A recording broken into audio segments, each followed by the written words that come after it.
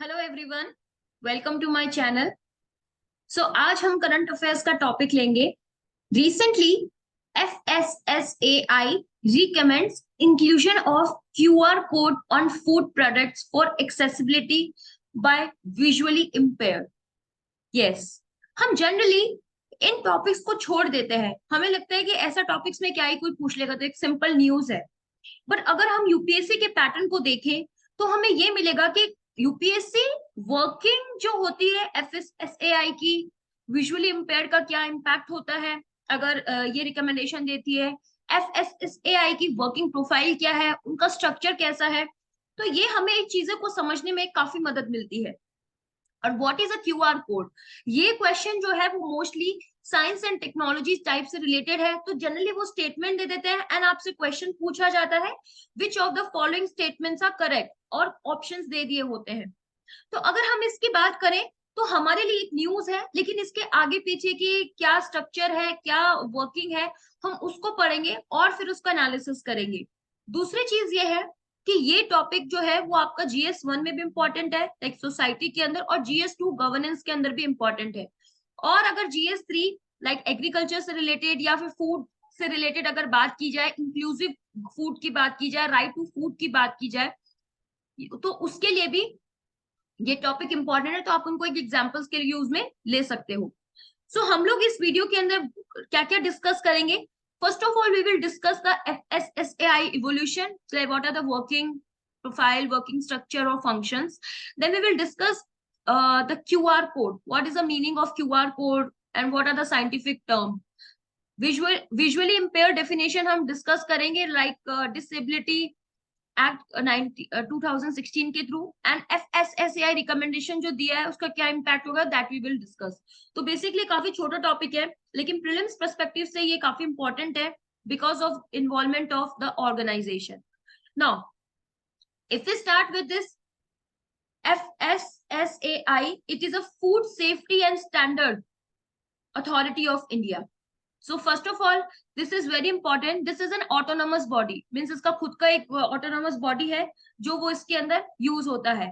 And then this body has been established under Food Safety and Standard Act 2006, and it works under the Ministry of Health and Welfare, Government of India. So this is important कि ministry इसकी बहुत जरूरी है।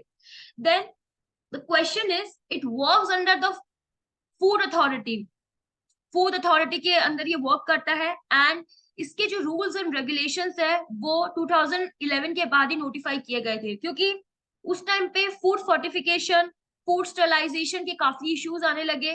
तो after this FSSAI started taking their work very in a very serious manner. Then ऐसा भी कहा जाता है कि this has been shift from multiple level to single line of control with focus on self compliance, food self compliance. ठीक है, क्योंकि पहले नंबर ऑफ अथॉरिटी थी, लेकिन इसको जब ऑटोनोमस स्टैट्यूटरी बॉडी का औहदा मिला आफ्टर द एक्ट, और उसके बाद इसने फूड स्टैंडर्ड को सीरियसली लेना चालू किया। तो सिंपल सी बात है, इसका रेगुलेशन जो है वो सिर्फ एक ही बॉडी करती है, और जो कि और ये ministry of health and welfare के अंदर ही आता है। नाउ अगर हम बात करें कि what are the process followed by FSSAI, तो ये क्वेश्चन आपको प्रीलिम्स में पूछने के काफी ज्यादा चांसेस है कि प्रोसेस क्या क्या होते हैं। और आपको स्टेटमेंट में आपको जब दिए होते हैं यूपीएससी में, तो आपको सब कुछ सेम स्टेटमेंट नजर आते हैं। तो आप इनको प्लीज समझ के आप इनको मगअप कर लीजिए, क्योंकि बहुत जरूरी है।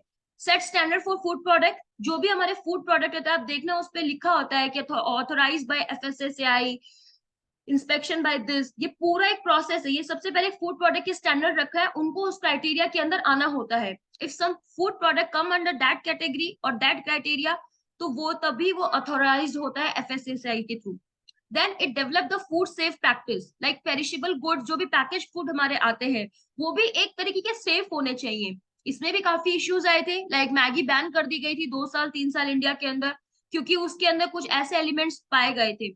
सिमिलरली कैडबरी डेयरी मिल्क के अंदर भी ऐसे प्रोडक्ट मिले थे, लाइक फंगस और रफ पैचेस मिले थे कैडबरी डेयरी, तो उसको भी काफी टाइम तक उसको इंस्पेक्शन किया गया। लाइसेंस होना चाहिए food business, that's why organise sector और food sector specially go for the purchasing of licence and go for the licensing only. That it ensure compliance, compliance through inspection, कि जो भी रूल्स एंड रेगुलेशंस है वो follow किए जाए after FSSAI do the inspection properly.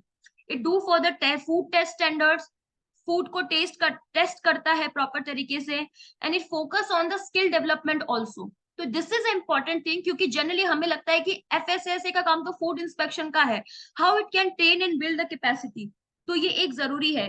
Then the citizen outreach, this is also important कि citizen तो proper awareness spread करे, ये वर्क भी जो है वो FSSAI का है. नाउ फंक्शंस क्या क्या होते हैं, as we have discuss, it is similar to like process जो ये फॉलो करता है. सबसे पहले गाइडलाइंस को, स्टैंडर्ड को सेट करेगा. हम क्लॉकवाइज की टर्म में चल रहे हैं, गाइडलाइंस को, स्टैंडर्ड और गाइडलाइंस को फॉलो करेगा. Then it will provide the licence and the certification, क्योंकि फूड प्रोडक्ट पे सारे आपको लाइसेंस और सर्टिफिकेशन आपको दिखाई देते हैं. Then it will also give the suggestion to government. So this is also very important. इसके suggestions recommendation binding है या नहीं, that's the different thing. But ये government को suggestion देता है कि आप इस तरीके से करो. तो that's why इसके recommendation पे ही government ने मैगी प्रोडक्शन जो है वो बंद कर दिया था और मैगी पे बैन लगा दी थी कुछ साल के लिए.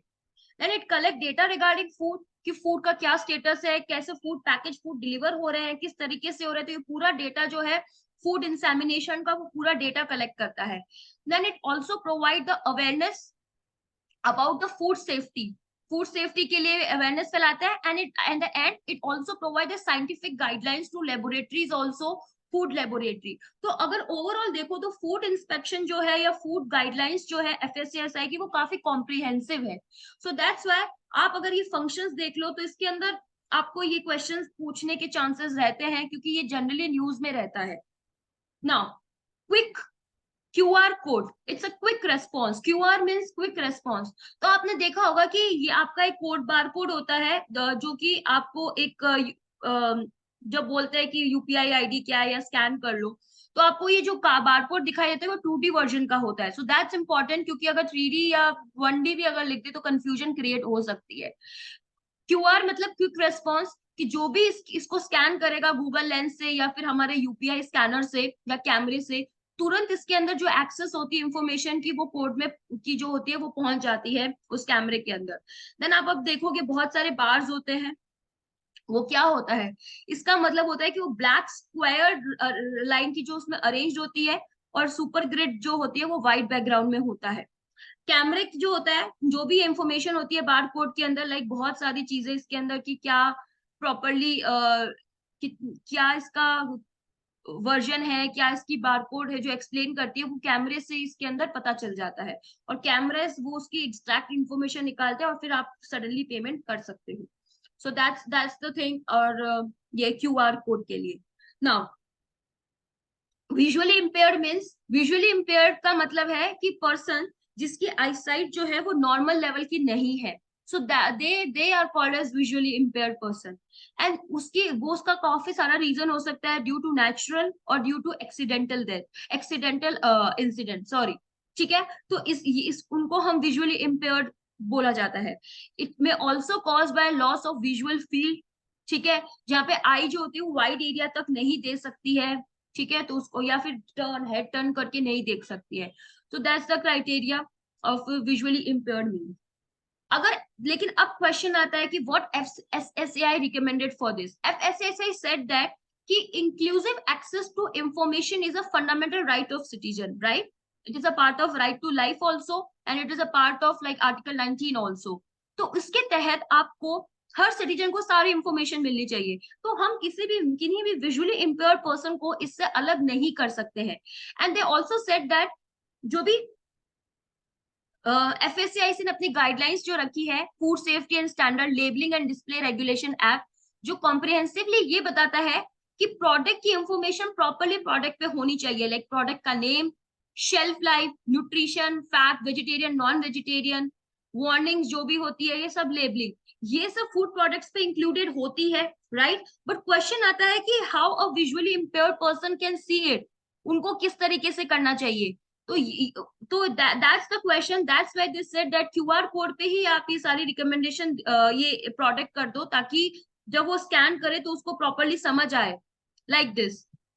ये इंफॉर्मेशन जो है, it is also for the empowering the consumers for making the informed choice about the food related products. And at the same time The Right to Person with Disability Act 2016, it also recognizes the rights and need of the individual with disability, which focus on the promotion of health of a person with disability also. तो कोई disable हो या नहीं हो, उनको हमें specially आप उनको सारी राइट्स हैं कि वो उनको हेल्थ रिलेटेड प्रॉपर इंफॉर्मेशन पहुंचे जो भी वो फूड कंज्यूम कर रहे हैं. एंड दिस क्यूआर कोड के बारे में कॉम्प्रिहेंसिव डिटेल होनी चाहिए, not only related to ingredients nutritional information but other information also जो भी वो इंक्वायरी करना चाहे. तो दैट्स वाई एफएसएसए ने रिकमेंड किया कि क्यूआर कोड जो है वो विजुअल इम्पेयर्ड के लिए आप एकदम उनके लिए हिसाब से आप डेवलप करो और बनाओ. की टेक अवे ज्यादा कुछ नहीं है, प्रीलिम्स पॉइंट ऑफ व्यू से इंपॉर्टेंट है एफएसएसए की रिकमेंडेशन जो आप मेंस आंसर राइटिंग में लिख सकते हो, और एफएसएसएआई की वर्किंग और फंक्शन जो कि आप मोस्टली प्रीलिम्स रिलेटेड चीज है तो वो जो है वो आप कर सकते हो. सो आई होप आप लोग को ये चीज समझ आई. Let me know in the comment section कि आप नेक्स्ट टॉपिक जो है वो किस पे चाहते हैं. करंट अफेयर्स के काफी इश्यूज चल रहे हैं, सो वी विल डिस्कस जो भी इंपॉर्टेंट टॉपिक मुझे लगता है and which are the most neglected topic जो कि हम छोड़ देते हैं कि अरे इनको कौन पढ़ेगा, ये तो नहीं आएंगे, like this. So see you soon in the next class. Thank you so much.